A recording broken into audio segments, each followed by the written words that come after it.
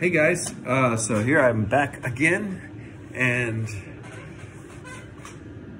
I've been told recently by a couple people that just keep the positive spirit going. I know sometimes, like with this tinnitus, it just gets so negative. People are really having a tough time, and then when they talk about it, you can see in the comments sometimes it's just pouring out of them the grief, the anxiety, the sense of hopelessness. And I was doing that too before. And a lot of people were doing that before, and then they found a way to get to a better place, and then they're here now. I don't want to say that we're in some beautiful, perfect world. No, I don't mean like that. But just getting to a better place with the tinnitus and being okay now, getting through life, not feeling like you're handicapped or something. I thought it was like handicaps, like I'm not going to be able to be the same anymore because I have this sound now. Actually, I'm going to turn off the sound I have now because I would like to hear my tinnitus. I mean, I can hear it just about all the time, but like, oh, there it is. Okay, I can hear it pretty well now. So, like, we had one person say one of his bag of tricks is his way to go to sleep is I just concentrate on my tinnitus sound. His name is Doug House of E. I just concentrate on my tinnitus sound and I focus on it as long as I can until I lose focus and fall asleep. I have never tried that, but he said that's in his bag of tools. And that's what we have to develop to be able to deal with this tinnitus, is to develop a bag of tools where we have things to go to when things aren't going the way we plan. And, you know, I struggled a large part of my life, and not even knowing it, with anxiety. So when tinnitus hit, oh my God, my anxiety was through the roof. So I have to have a bag of tools for that too. And I think anxiety and tinnitus often do sort of play together. And I don't like that. So I want to try to change that. I still have some days where I'm feeling more anxiety. I feel like I'm dealing with it a lot better now.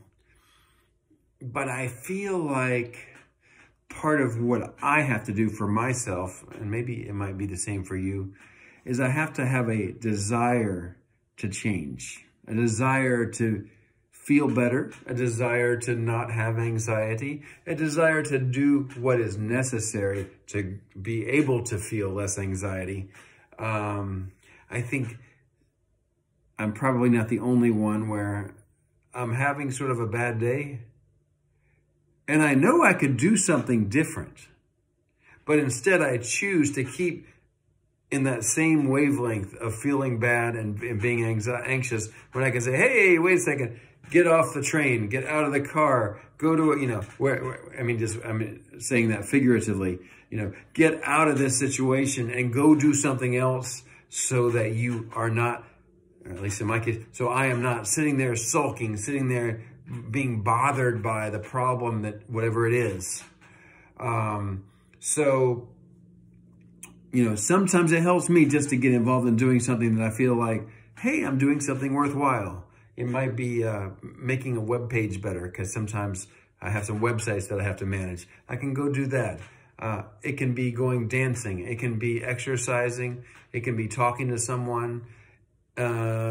Sometimes I talk to people, they're not exactly positive people, and they're sort of a drag. And I have to be able to say, stop. You don't have to talk to this person right now. Do something else, you know? So I think it's just important that we're able to first have a desire to change, a desire to improve the situation. And this is just already a different way of thinking.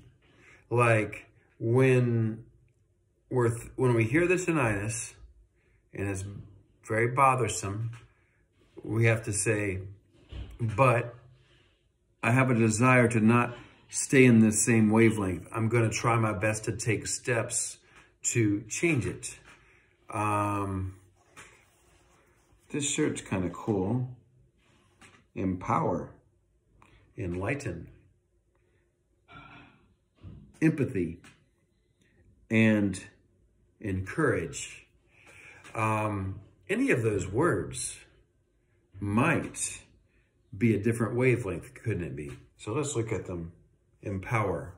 So if I want to empower myself to not think about tinnitus, maybe what I would do is I would find some activity that would maybe even make me stronger in the future.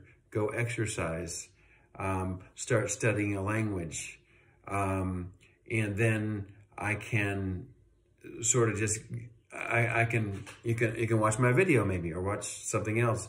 But you know, you want to be able to first be able to take that step to get up and do something. Don't just sit there and think how terrible tinnitus is. We have to be empowered. I'm going to get up and take action. Enlighten. This was Shou Quan, empower. This is Qi Meng, is to enlighten. So enlighten, we need to understand that there is information that might be helpful to us. So there are other people who have gotten better.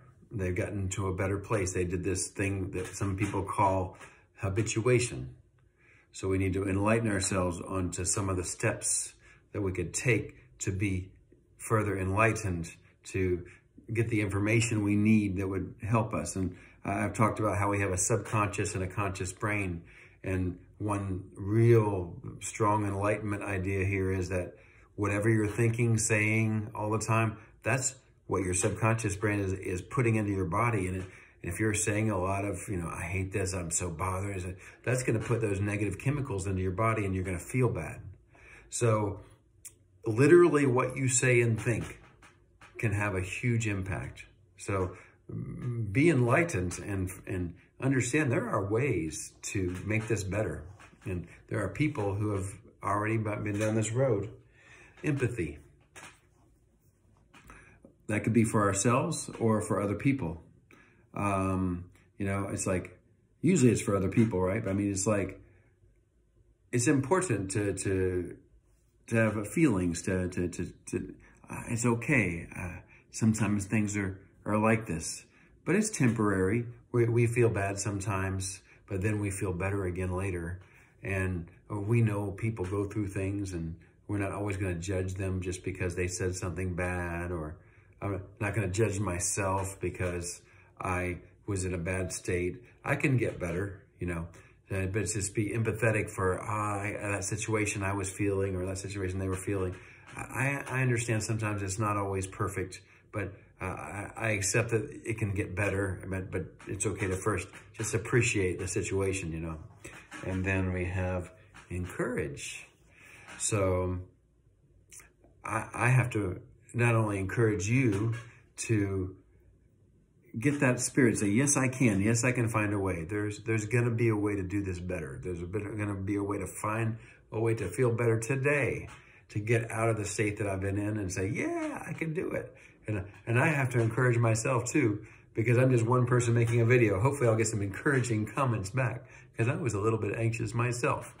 But to encourage myself, I have to believe that there are some things that I can do well.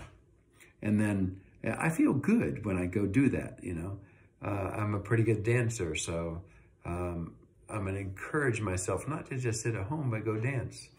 And I can do some other things pretty good. Chinese. I write Chinese. I speak Chinese.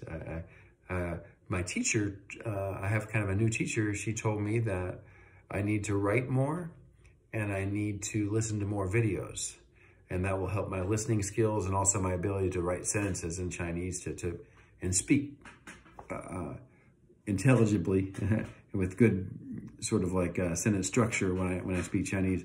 So I just need to encourage myself to go do those things that I already know will lead to some self-improvement. And, you know, as you get doing these things, what was it? Empower, enlighten, empathy, and encourage. It kind of puts you in a different state. You know, these words are like conscious thoughts that we have, And we take these words and we put them into our consciousness, and our brain ticks a little bit differently, and then our body responds positively. It's not positive thinking. I don't mean like that. I'm just saying what you say and do can lead to a positive response from your body versus the opposite, right? So I hope you will 修全, 祈梦, 同理心, and 鼓舞士气. All right, so I'll see you on the next video. Have a wonderful day. And